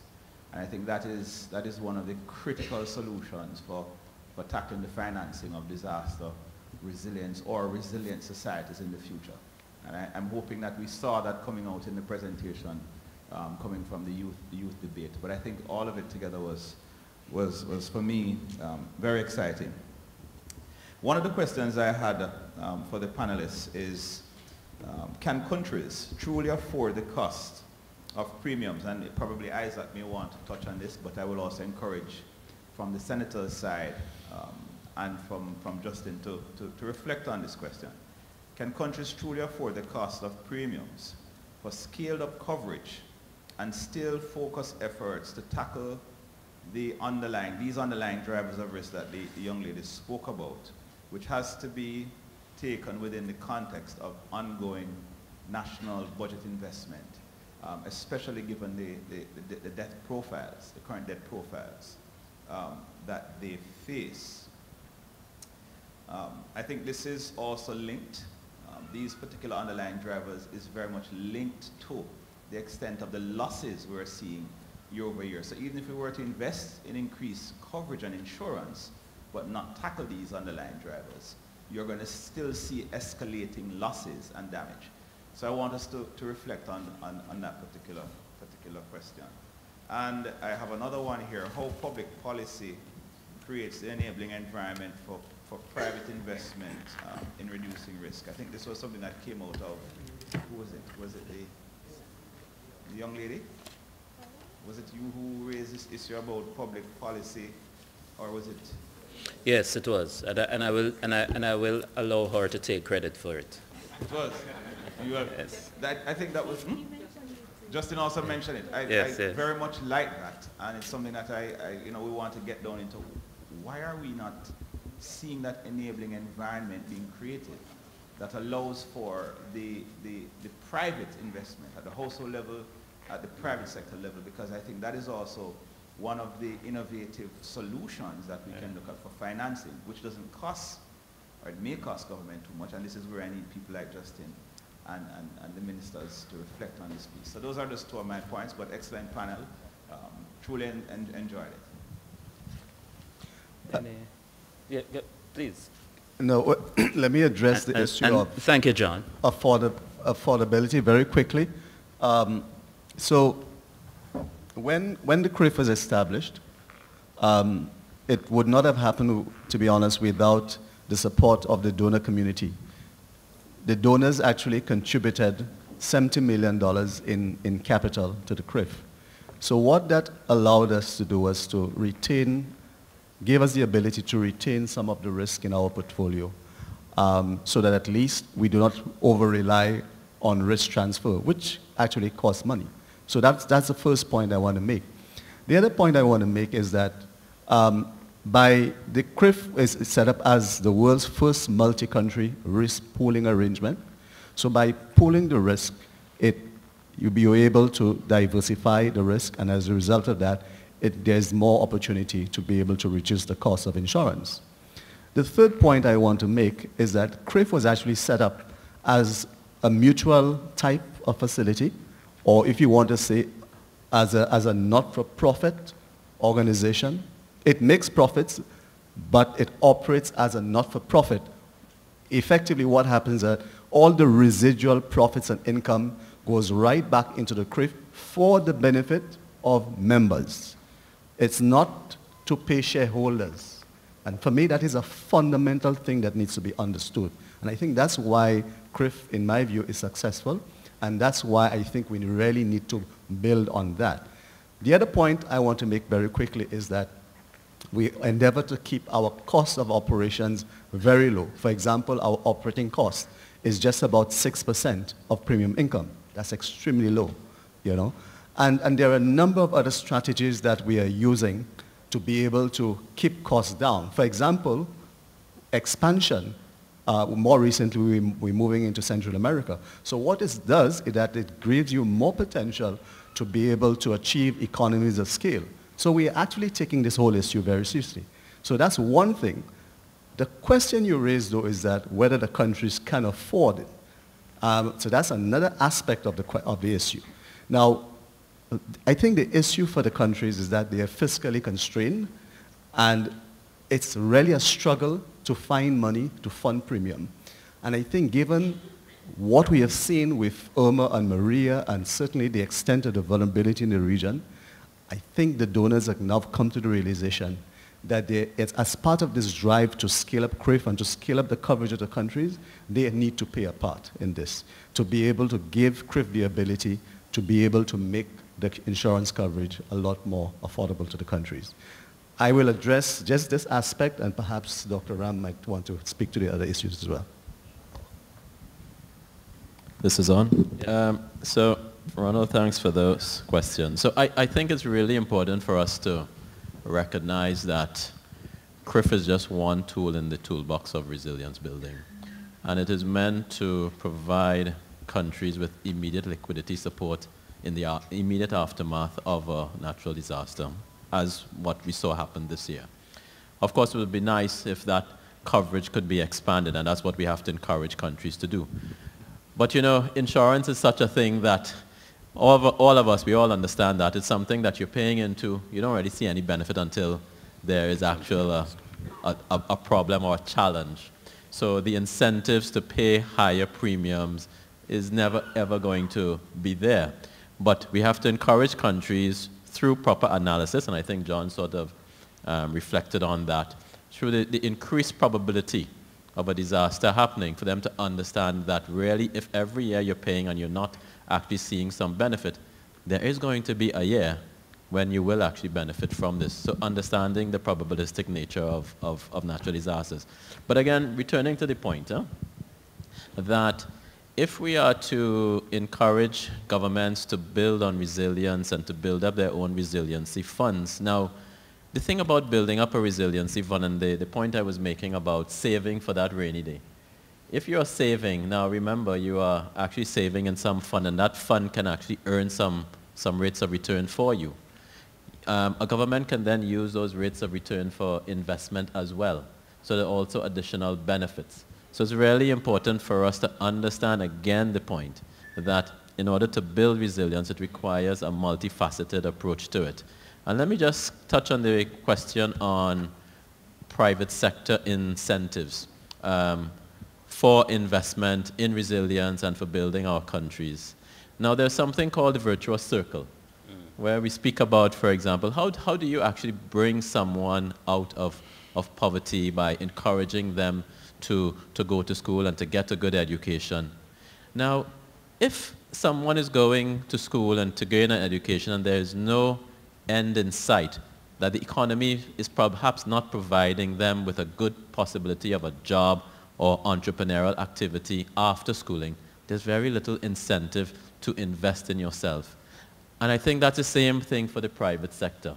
And hence the reason why we need to ensure that the doing business environment is so conducive for investment in resilience is because we need the private sector to see that if they invest in this, there's a possibility of some sort of return for them as well. Of course, as private sector individuals become more wealthy and they build up significant resources, then the altruistic nature then starts to take over. So you're finding, for example, in the US, you have Bill and Melinda Gates are now spending vast amounts of their built-up capital on such types of activities. But until we get to that stage, we need to have a doing business environment that says to private sector, invest in this because this will actually be good for you and good for your bottom line as well. I think we need to make that point that building in resilience is also good for private sector profitability as well. In terms of there's going to be a disaster, that disaster will hit your profit line at some point in the near future or in the future. And if you don't invest in this now, then you will in fact be hit with those losses in the future. But to understand that if you don't invest now, then your rates of return will decline in the future because of the natural disaster. Senator? Yeah, just to chip in on probably 2 points. We have been there. I even thought it's a bad but a good lesson as well. So the premium, yes, is high, but having been there and been flat on the ground and needed to bounce back and needed resources, you had to find it some way.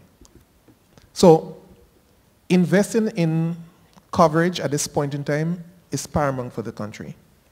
But we have gone a little further.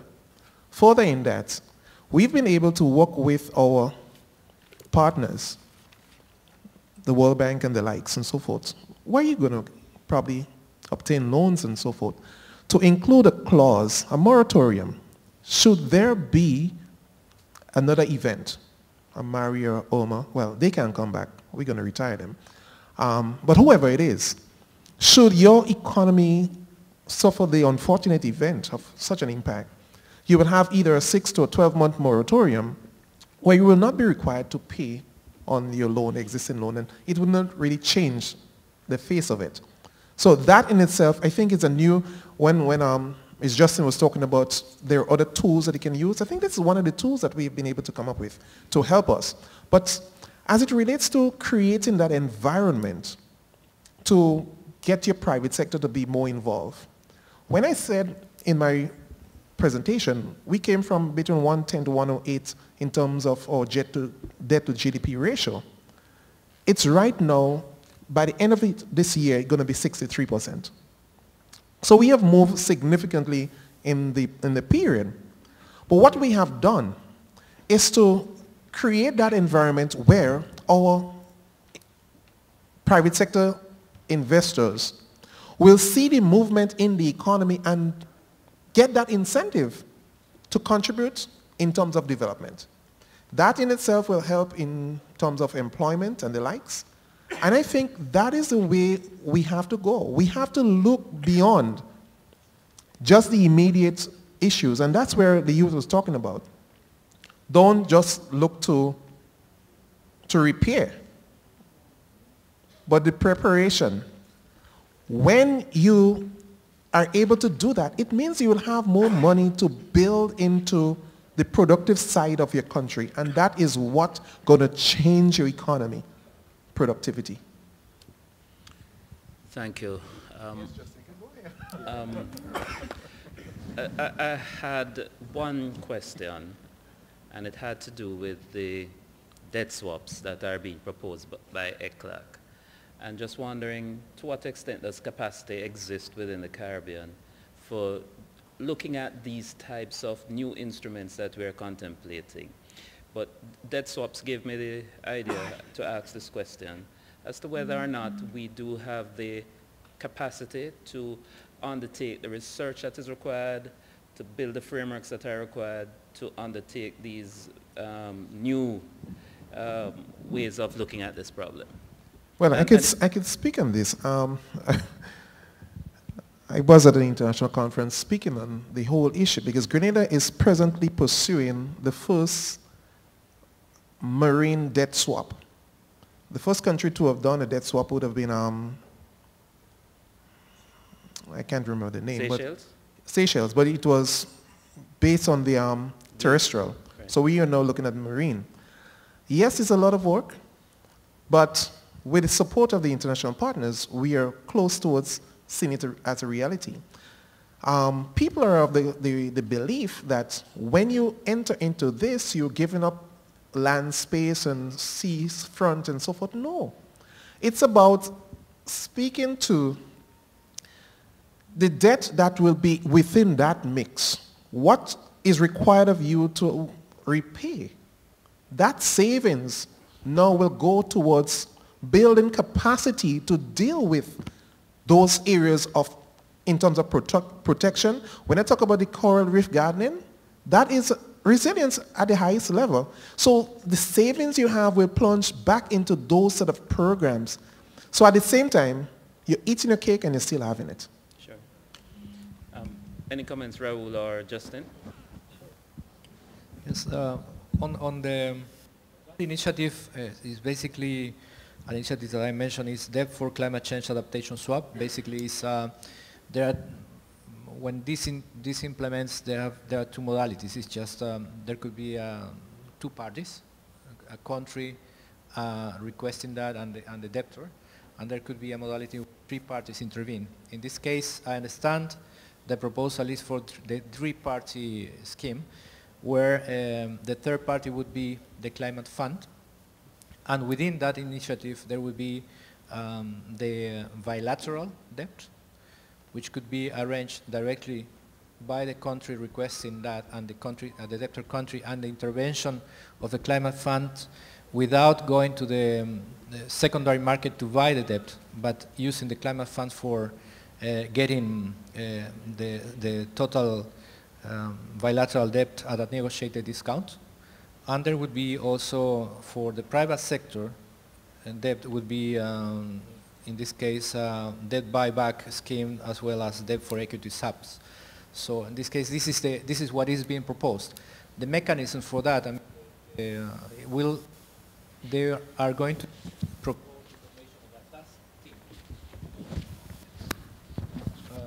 a task team in the region, and they're going to consult the different processes where with the Caribbean Development Bank, the IDB, and other partners as mentioned.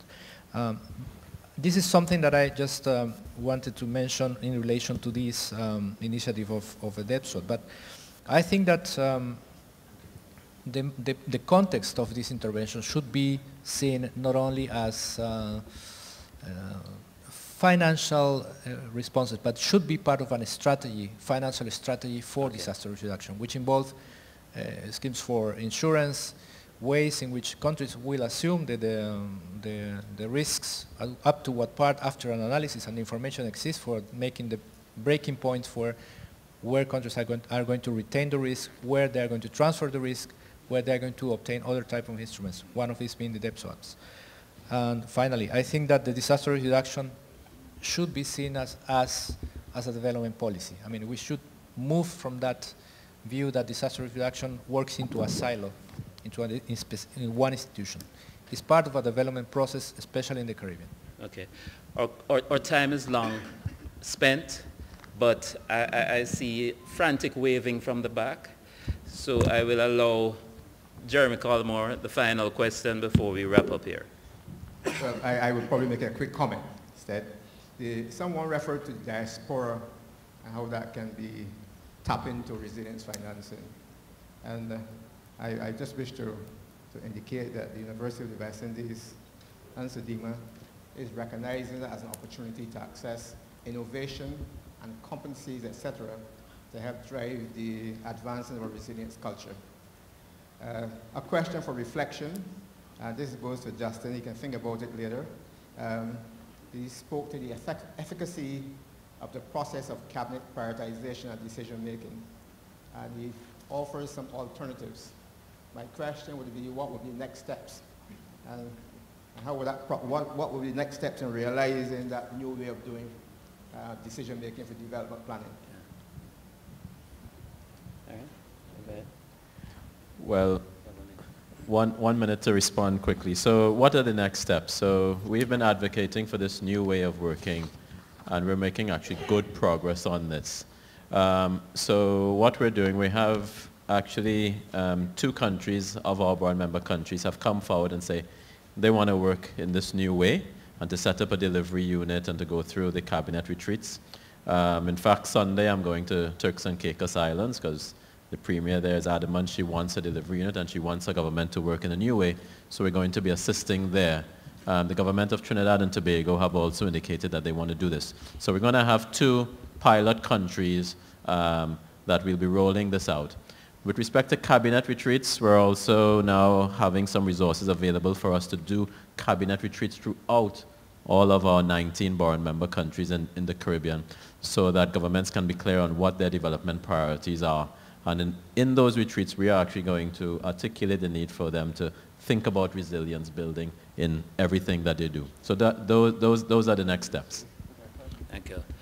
Just one quick question. Can I see by the show of hands all those persons who are here from the Ministry of Finance?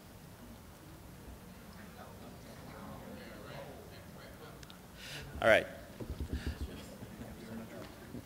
Does the Ministry of Finance recognize that this is a critical issue to fiscal policy and budgeting? Oh, sorry, there are no persons here from the Ministry of Finance. Okay, therefore, Mr. Jackson and SEDIMA, may I suggest that we encourage the Minister of Finance to attend these sessions because because the issues raised this morning relate to disaster management and preparedness, but it also relates as well to policy making and fiscal governance in a very serious way. The presentations here today spoke to the interrelatedness of strengthening public financial management and securing options for financing risk interventions. Some of the measures proposed really require very little money, but they require a reconfiguration of our thinking about how we look at the issue of risk. Ms. Dennis spoke to hazard mapping, spoke to issues of rebates on property taxes, very innovative ideas. And in looking at it, there is a point she makes, which I want to reiterate here, that we should find in the policy mix a way to reward good behavior in a way that it contributes to sustainable economic development. So the issues here aren't really to be thinking only about what occurs after the event, but how we prepare and how we perform and how we reform. The issues raised spoke to a number of ways that we can begin to think about it. The risk fund, potential debt swaps for disaster resilience, better hazard mapping and use of hazard mapping in policy making, preparing instead of repairing, incentives for incorporating practices, and also within the discussions there was a thread of broad-based consultations with the youth, not because they are going to inherit our bad decisions, but also because they are already living through it and seeing what they need to address going into the future. It is clear that there is need for more in-depth analysis of the problems, and also, despite these challenges that we are seeing, there are already models which exist, which are probabilistic models that exist, which can offer a way out of the problems that we see. The Grenada example also showed that political leadership and long-term visioning and planning is critical. Ladies and gentlemen, let me just ask you to put your hands together and thank our panelists for this wonderful presentation. And with that, I apologize to those coming after 11 o'clock because I went into the coffee break, and I trust you will forgive me. And if you don't, I know you benefited from a very useful session here today. Thank you very much.